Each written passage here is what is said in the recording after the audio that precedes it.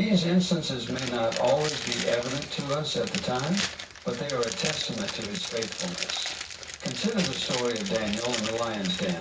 This was a situation where, by all human reasoning, there seemed to be no hope. Daniel had been thrown into a pit with hungry lions, a punishment designed to ensure certain death. But Daniel's trust in God was unwavering, and that trust was met with a miraculous display of God's protection. The mouths of the lions were shut, and Daniel emerged unscathed. This event was not only a demonstration of God's power, but also a reminder that his protection is active and effective, even in the most perilous situations. In our own lives, we may not face literal lions, but we do encounter challenges that can feel just as intimidating. These could be financial struggles, health issues, relational conflicts, or spiritual battles. Yet, just as God delivered Daniel, he is able to deliver us. His protection is not limited by the size or complexity of our challenges.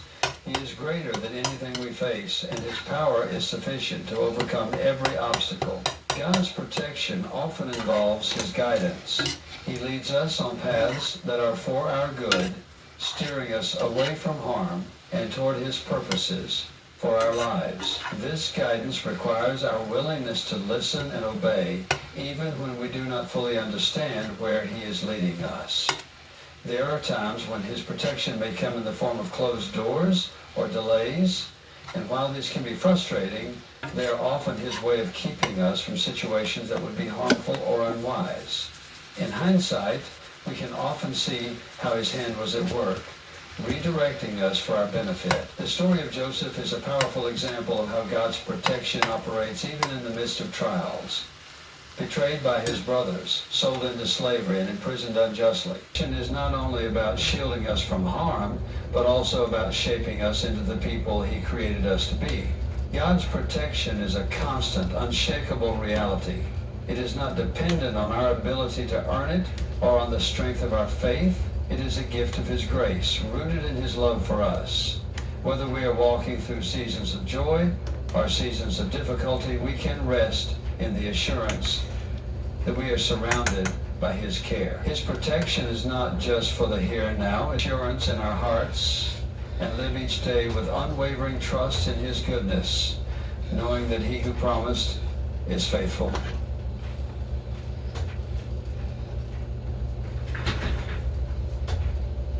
There is a profound and beautiful truth that many of us overlook in our daily struggles.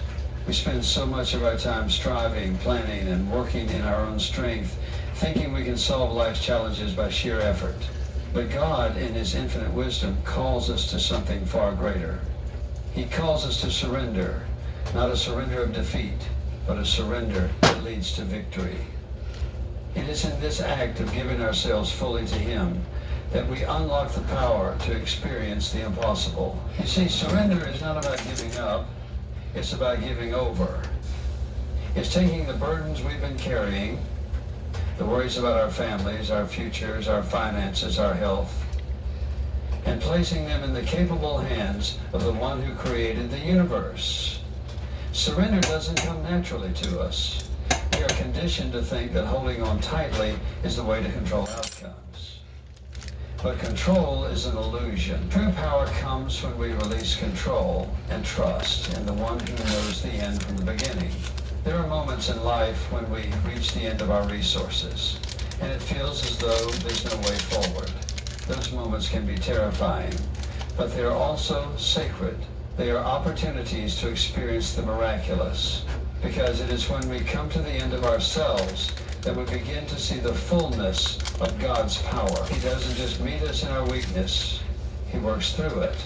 When you surrender, you're not giving God a problem to fix. You are giving him the opportunity to show himself faithful. Think about the stories of faith we find in Scripture. Again and again, we see ordinary people facing impossible situations. Moses stood before the Red Sea with the Egyptian army closing in behind him.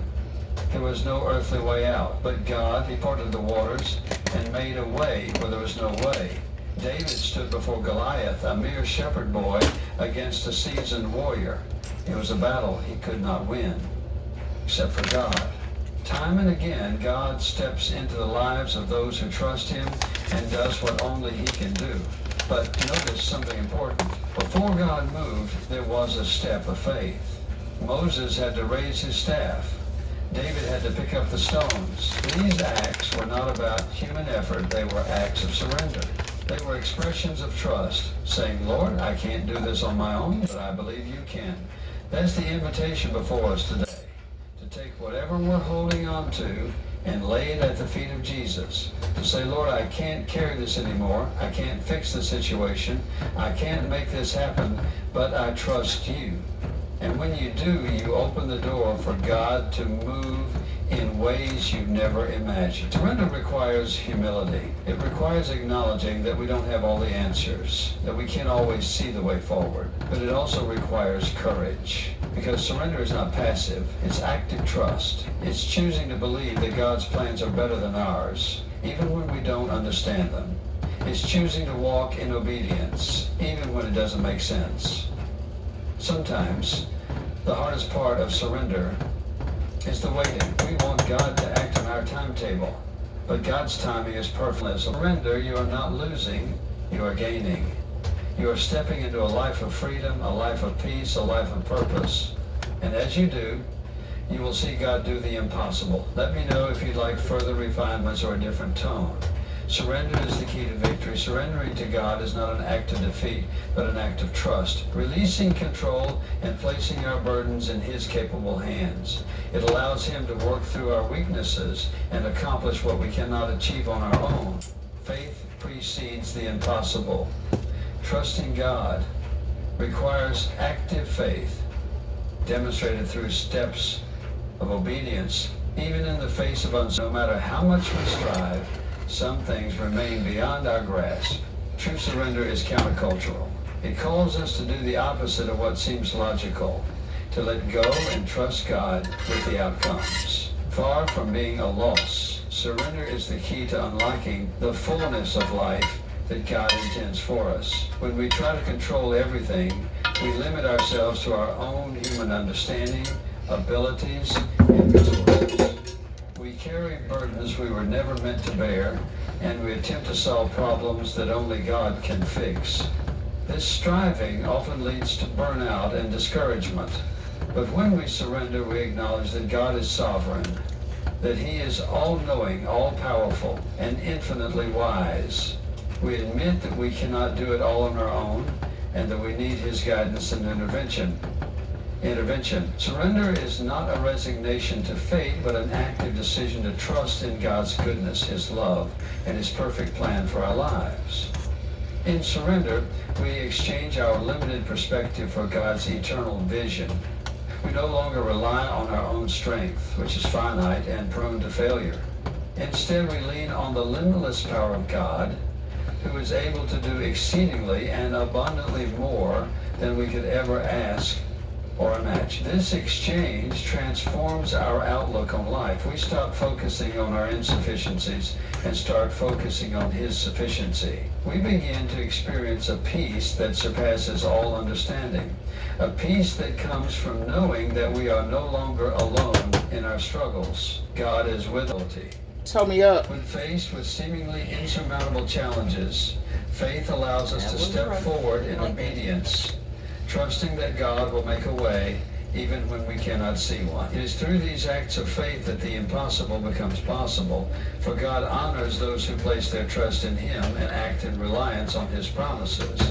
Faith is not passive. It is not simply believing that God can do something. It is taking action based on that belief. It is stepping out when the path ahead is unclear, trusting that God will provide the next step. Faith requires us to move forward in obedience, even when we do not have all the answers. This is the essence of trust, to rely on God's character and his word, even when our circumstances seem to contradict them. Faith